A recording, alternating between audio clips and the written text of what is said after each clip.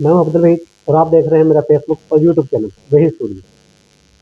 नाज़रीन, कल का जो एक फैसला आया उसने 25 करोड़ आवाम में से जो 70% यूथ है उसका दिल तोड़ कर रख दिया।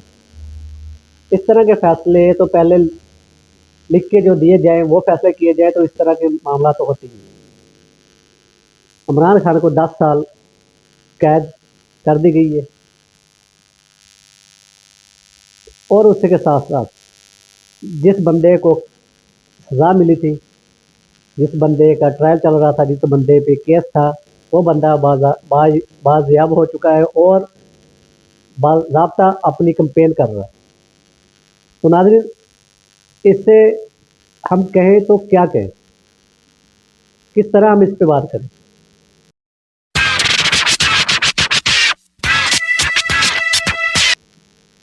तो आज से 50 साल पहले जो एक बागी, एक शायर, एक मोहसन, एक अवाम का दर्द रखने वाला इंसान फैज़ अहमद फैज़ साहब ने जो गज़ल कही थी, जो बात कही थी, वो हकीकत साबित हो गई।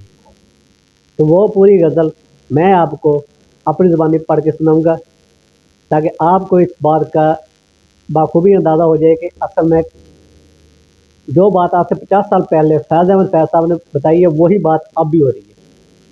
और एक बात, वो गज़ल पूरी आप अगर मैं आपको जब सुनाऊंगा तो आपको पता चलेगा कि असल में कहानी क्या है।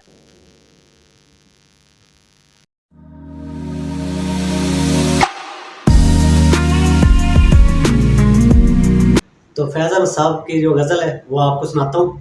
ये सुनने के बाद आपको अंदाज़ा हो जाएगा कि वाक़यातन जो 50 साल पहले फैज़ अहमद फैज़ ने कहा था वो आज भी पाकिस्तान में एज़ इट हो रहा है, उसमें कोई भी चेंजिंग नहीं हुई। तो वो गज़ल सुनाता हूँ आपको।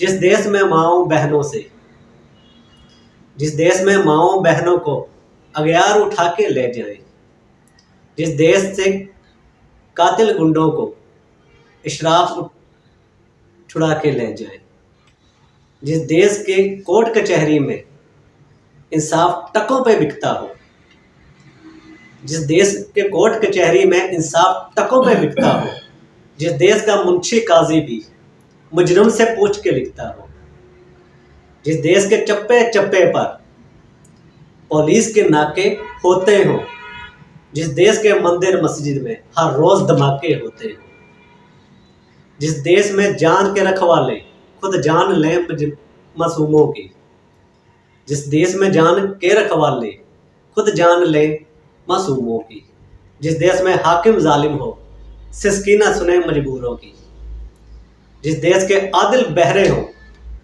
आहें न सुने मासूमों की, जिस देश के गली कूचों में हर सिमत फहाशी फैली हो, जिस देश में बिनते हवा की चादर भी दाग से मैली हो,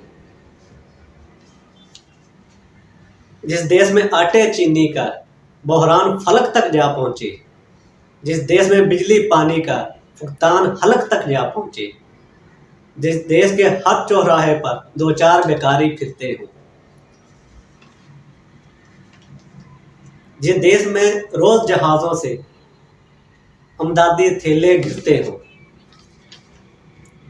जिस देश में गुर्बत माओं से बच्चे नहलाम कराती हो, जिस देश में दौलत शुरफा से नाजायज काम करवाती हो, जिस देश के ओहदेदारों से ओहदे न संभाले जाते हो, जिस देश के सादा लो इंसान वादों पे ही टाले जाते हो, जिस देश के इस देश के हर एक लीडर पर सवाल उठाना वाजिब है, इस देश के हर एक हाकिम को सूली चढ़ाना वाजिब है।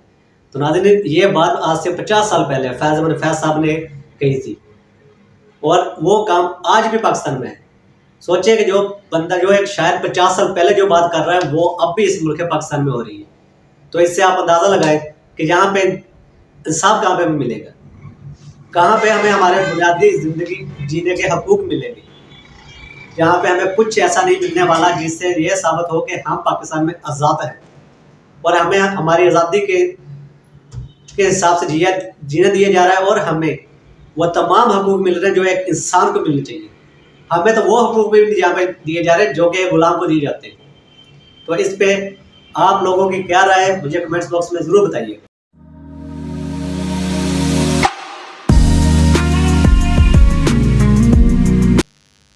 तो नाज़रीन, सोचने की ये बात है कि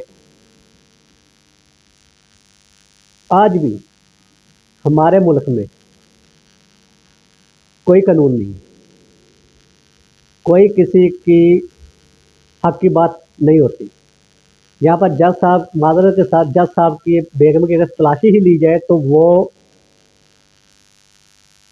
इतने आपे से बाहर हो जाते हैं कि जिसकी कोई सोच नहीं। और दूसरी तरफ आम आवाम की, औरतों के कपड़े तक उतारे जाएं तो वो वहाँ पे खामोश रहते हैं। और इस तरह की अगर कानून है हमारे मुल्क में, इस तरह की अगर पॉलिसियाँ हैं हमारे मुल्क में, तो अफसोस होता है कि हम मुल्क पाकिस्तान में हैं।